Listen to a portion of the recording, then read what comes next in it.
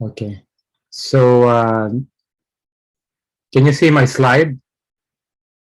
Yes, yes, yes, bro. Okay. So, tama ba yung lesson natin? The Spirit of the West?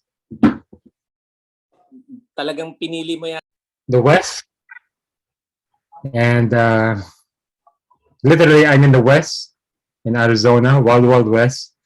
So, just to introduce myself, my name is Steve Vicera, and I've been a Christian since 1992.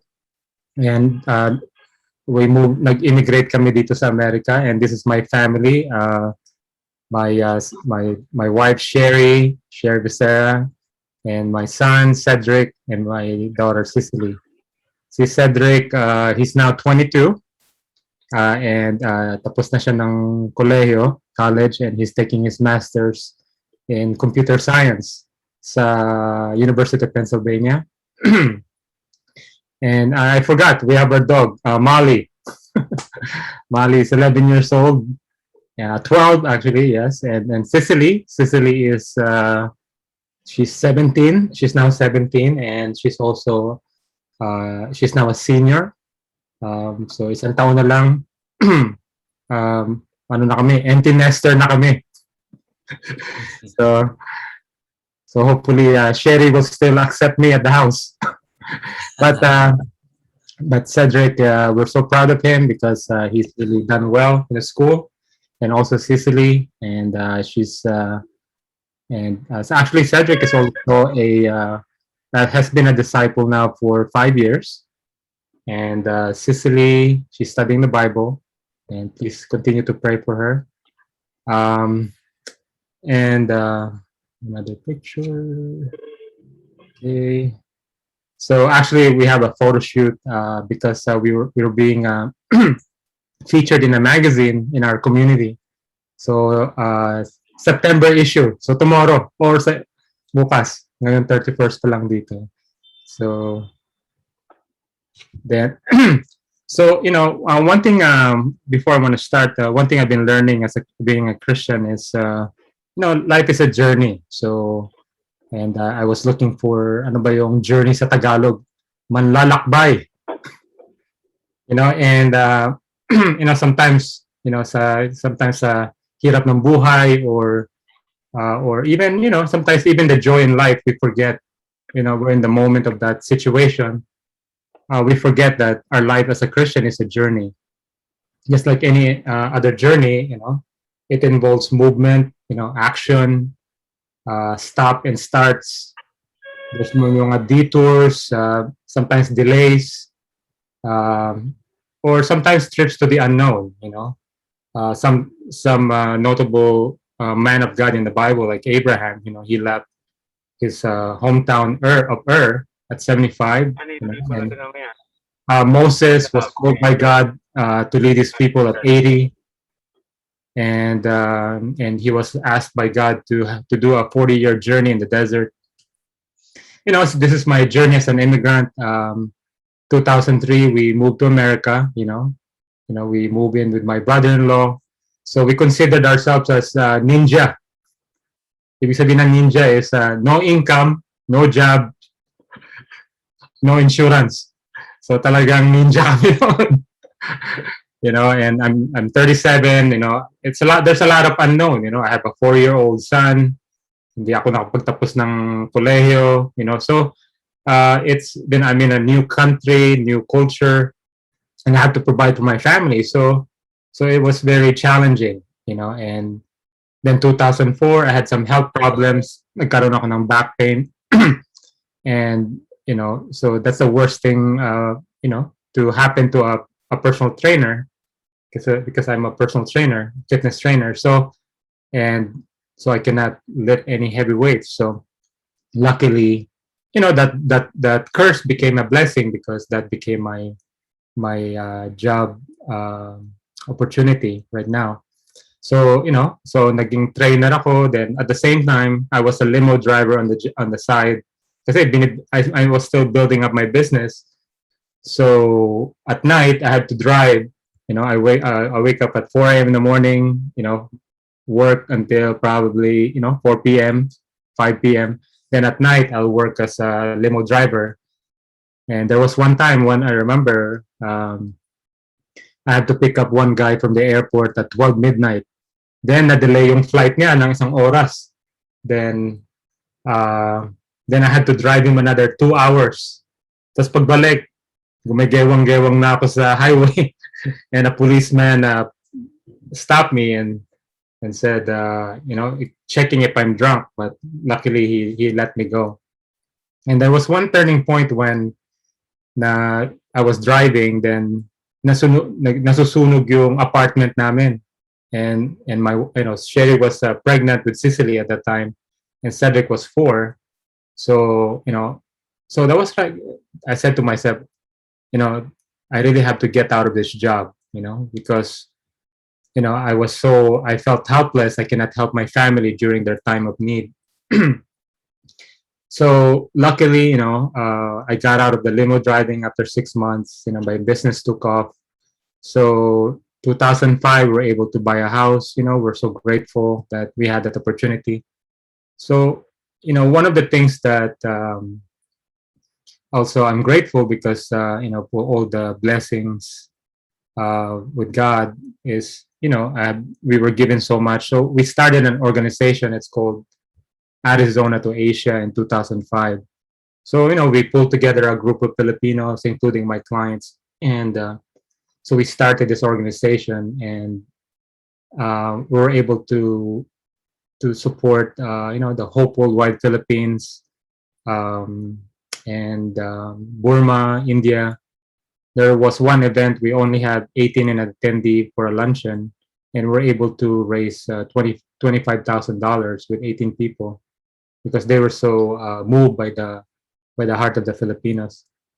Overall, we've done probably 4 or 5 events. We've raised $75,000. There was one we organized a movie event for India, and it supported a orphanage in India, in Chennai. So 2006, bought my second house. 2007, we started our company, Sumay Fitness, and until the present, and thank God for keeping allowing us to provide for my family despite.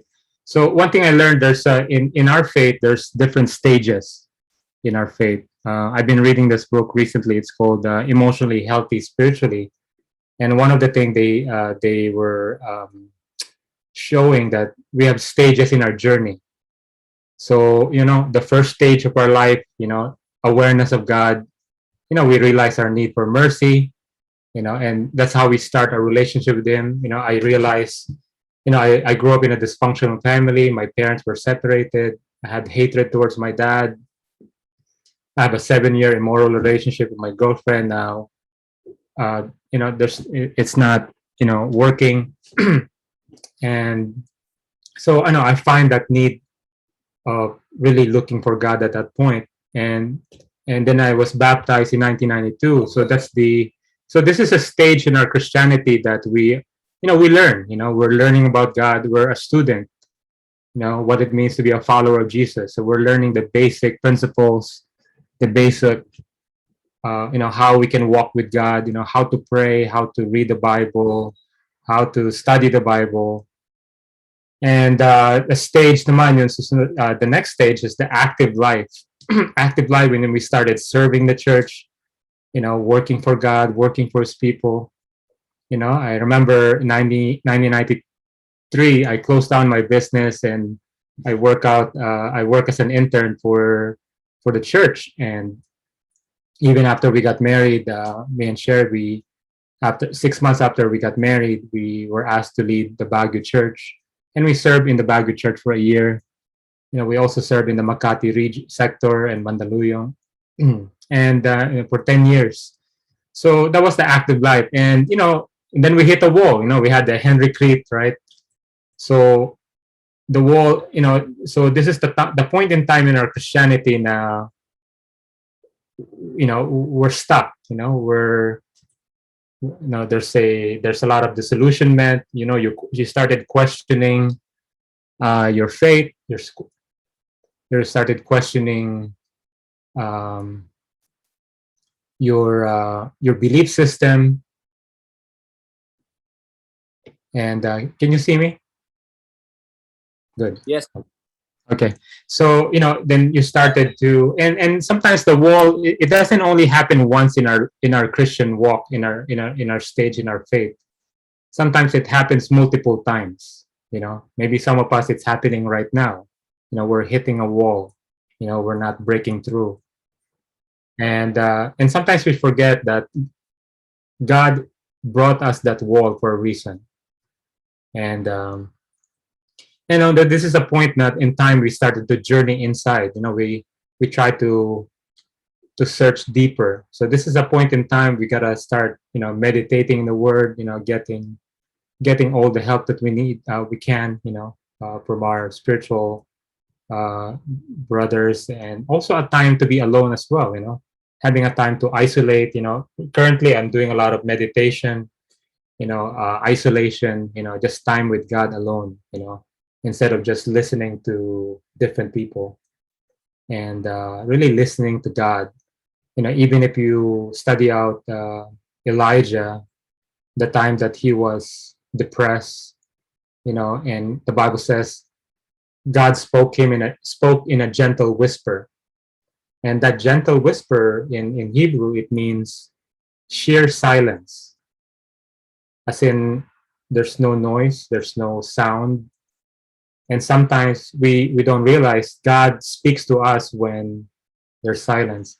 And if you look at in the past history, past Christians in the monastery, and the monks, they do a lot of isolation to be with God. And it's not a practice that we do right now. We want loud, you know, uh, joyful noise, and loud, uh, you know, loud song, praising songs. But sometimes those are great, but we also need a time to isolate ourselves. That's why Jesus himself, he go to a lonely place, right, to isolate himself just with God. Then, once you break the wall, you go to journey outward. This is, you started giving back to leadership. Start serving, start initiating acts of mercy. Like sometimes, as we get older as a Christian, we kind of rub on each other, uh, in terms of, your behavior or temperament. Parang, just because we've been together for a long time, it doesn't mean that we're always good, right? There's always something, we're sinners. And so this is a time, we know how to initiate and how to be more merciful. And the last stage is, transform into love. God is continually transforming us until we hit that last journey. And I'm turning 55 in December, so prayerfully I'll make it to the end. And like Joshua or Elijah or other men of faith, that they made it faithful to the end. And so that's one thing I've been learning in the stages of faith. So in going back to the spirit of the West, the spirit of the West is not the same spirit that what we're learning in the Douglas Jacoby, the spirit of God. It's the spirit of consumerism. Like for me, I'm really inside the soup. I'm in the soup of consumerism. I'm in America, and I became Americanized. I've been here for since 2003. So every, everything is about material things. In Proverbs chapter 30, verse 7 to 9, the scripture in that book, it says, the proverb says, "Two things I ask of you, Lord. Do not refuse me before I die. Keep falsehood and lies far from me. Give me neither poverty nor riches, but give me only my daily bread. Otherwise, I may have too much and disown you and say, 'Who is the Lord?' Or I may become poor and steal, and so dishonor the name of my God." So in Proverbs, basically he's praying for integrity, or integridad in Tagalog. He prays not to have an easy life and turn away from God, nor be in poverty that he will turn in desperation when life is too hard. So, you know, the Bible talks about the roots of all evil. The love of money is the root of all evil, you know. So the love of money, money is amoral, it could be good or bad. So there's no, you could use it for good, you could use it for bad. But the love of money is the problem. Money is not the problem. Okay, I know some people, even in the book, Douglas Jacoby is saying, stay away from those who bias either wealth, be rich for God, prosperity, gospel, or you just need just to be poor, and avoid money. And and so consumerism is a form of slavery at best, and the suicide of the family at worst, according to The Spirit That Gives Life by Douglas Jacoby. So, because, why do we become consumer? Hindi lang dito sa America, but everywhere. Whether you're in the Philippines, whether you're in India, whether in Africa, there's still consumerism. Like, how many cell phones have we had since Apple One, right? Like Apple, what, 12 na, 12, 13? We just keep upgrading, right? Even our computers, we keep upgrading because there's always that desire of that jealousy of, oh, I gotta have that, or well, nakakaingit yun ah. Mas maganda yung kanya, di ba? And it always starts there, and it will never be satisfied. In 1 John chapter 2, verse 15 to 17, it says, "Do not love the world or anything in the world. If anyone loves the world, the love of the Father is not in them.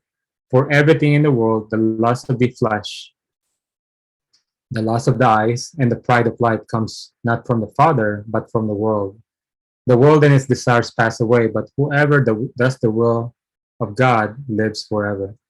In Ecclesiastes chapter 4, verse 4, New Living Translation version, it says, "Then I observed that most people are motivated to success because they envy their neighbors. But this too is meaningless, a chasing the wind." So the real root of consumerism is we envy our neighbors. Right? Like think about your neighbors. Your neighbors who are more affluent or who has more money, di ba? We I hope I have his car, or I hope I have his house, or I hope I have his business, or I hope I have his business, his money, right? And there's a lot of deception and falsehood about having more, and it says the insatiability of desire. We desire what we do not and cannot have. Those are the things we desire. Yung mga bagay na wala tayo. Kawalang ng kabusugan. Tama ba? Tama. Kawalan ng kabusugan. Hindi, you cannot satisfy. With food, you could satisfy. Mabubusog ka with food, right? There's a point that you're not gonna eat anymore until it goes down. But other things like, the pride of life, like, popularity, or there's no end, there's always an upgrade. There's no satisfaction. And the pursuit of a thing is more pleasing than the possession of it. Once you get it, you want another one, because the chase is the one that's the one that's once, hindi niyo ba napapansin yung bagay na gusto-gusto nyo, once you got it, you get it, parang nawala yung pakiramdam na it's pleasing, right? Because you already have it. Now you need to go to the next level. So, and so in the book it says, am I a materialistic Christian? We gotta assess ourselves. Materialistic ba akong tao o Kristiyano? What do people think about your lifestyle? Or what would Jesus say about your posts on social media? right? So if you think about it, how is your spending habits? Like, do you have a budget, or you just buy whatever you want? You know, uh, are you in debt? It says a lot about the character of a person, how we handle money. And and both ways, whether you're poor or rich, it will show through the way we, what type of messages do you hear and see. So I have a friend who's part of the church. We spent time last week, and he's also a life coach. And he asked me, so you gotta ask yourself, and I'm telling him my challenges with my business, with my, you know, uh, with my family, with everything in my life. So he asked me a question. So write down your priorities, and he said, put how much time you spend on those priorities. You know, and I'm so embarrassed to say that I spend a lot of time in my business. I have 60 to 70 appointments a week. Aside from running the business, I have three employees plus another physical therapist. Then I have to do marketing, I have to managing, plus time for myself. Then my time with my family is so small, you know, and my time with my wife, my time with my children. So it really exposed, where my heart was, and I was convicted. And then I told him, one of my goals is to have a family meeting, and so we need to make some changes, with our lifestyle, and so things like that, we don't realize until we face it. We write it down, we put the time. Ano ba talaga mas mahalaga? What is really more important? You know, and what does the Spirit says? He mentioned in Isaiah chapter 58 in verse 1. Shout it aloud, do not hold back, raise your voice like a trumpet, declare to my people the rebellion, and to the descendants of Jacob their sins. For day after day they seek me out, they seem eager to know my ways, as if they were a nation that does what is right, and has not forsaken the command of its God. They ask me for just decisions and seem eager for God to come near them. Why have we fasted, they say, and you have not seen it? Why have we humbled ourselves and you have not noticed? Yet on the day of your fasting, you do as you please and exploit all your workers. Your fasting ends in quarreling and strife and in striking each other with wicked fists.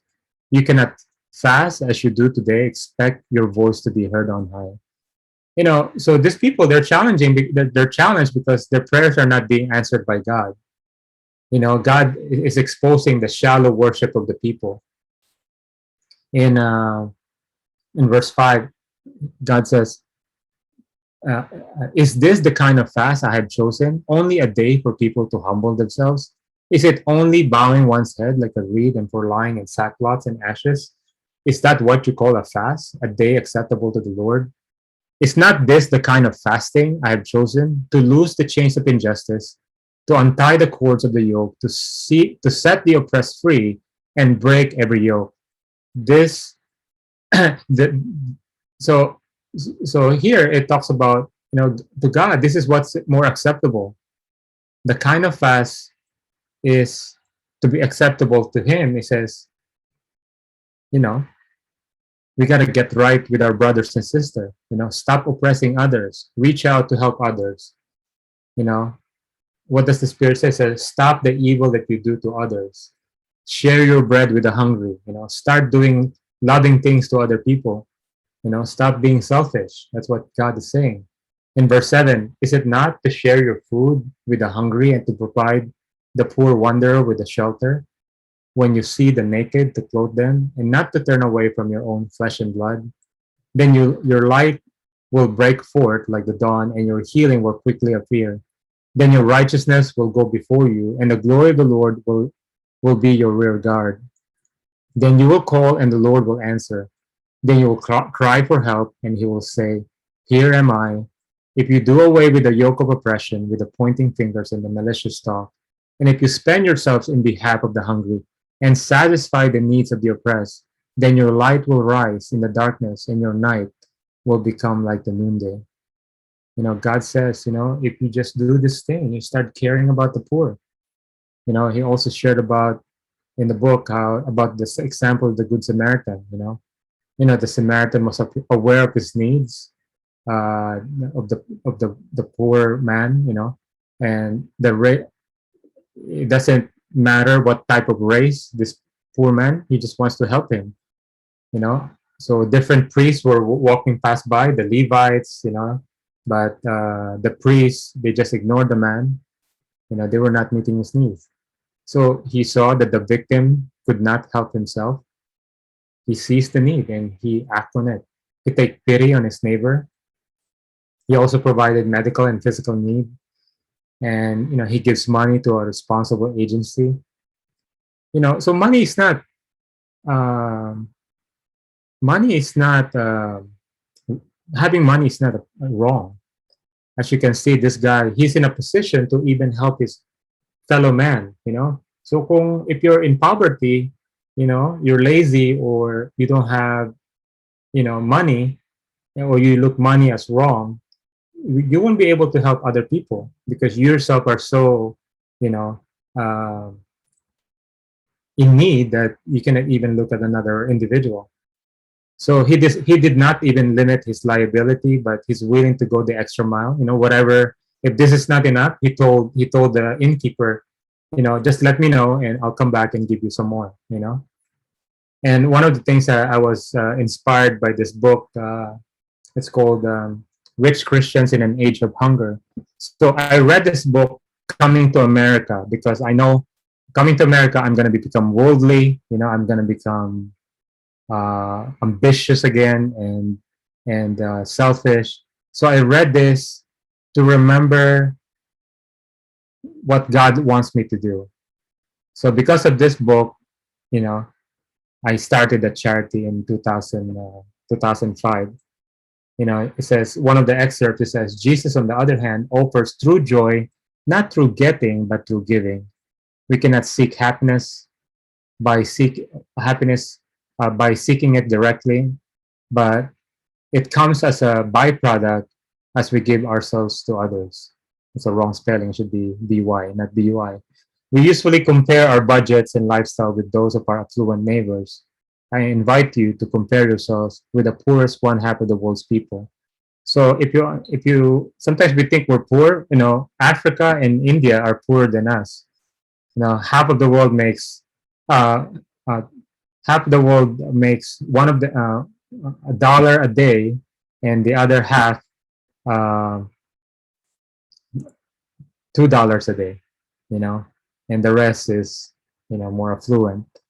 So that's half of the world. And 1/4 is $1 a day, and another 1/4 is $2 a day. And I think in the Philippines is what, $10. So